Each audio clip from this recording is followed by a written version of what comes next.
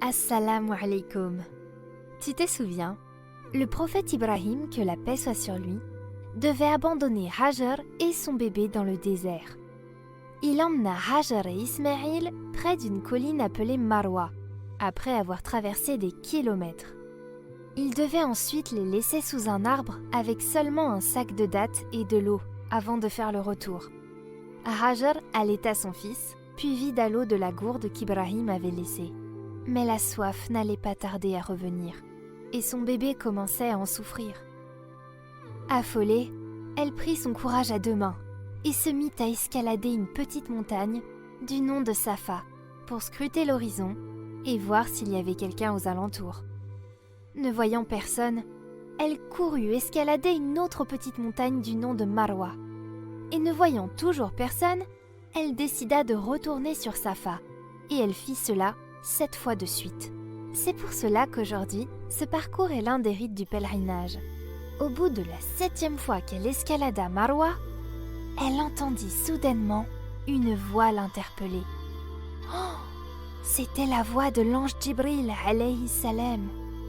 L'ange Djibril creusa alors dans la terre, jusqu'à ce que de l'eau en jaillisse. Et c'est ce qui deviendra le puits de Zemzem. Hajar en but et put de nouveau allaiter son fils Ismaïl. Djibril lui dit alors de ne pas s'inquiéter, car Allah n'abandonne jamais les siens, même s'il se trouve au milieu de nulle part. Il suffit juste de placer sa confiance en lui, et uniquement lui.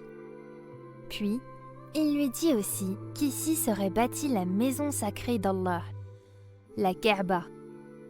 Le lieu de la Kaaba était un lieu entouré de collines, dont Safa et Marwa, et l'eau de Zemzem s'y écoulait à sa droite et à sa gauche. Un oiseau tournait dans le ciel, ce qui attira une tribu arabe, qui en déduit que s'il y avait un oiseau, alors il y avait aussi de l'eau. Cette tribu devint la nouvelle famille de Hajar et de Ismaïl, qui à leur contact apprirent la langue arabe.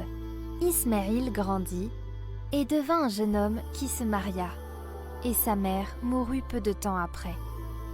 Un beau jour, Ibrahim alayhi salam fut de retour dans ce lieu qui avait vu grandir son fils, mais il ne trouva chez lui que son épouse. Un autre jour, il revint et trouva son fils assis sous un arbre. Heureux de se revoir, ils se prirent dans les bras.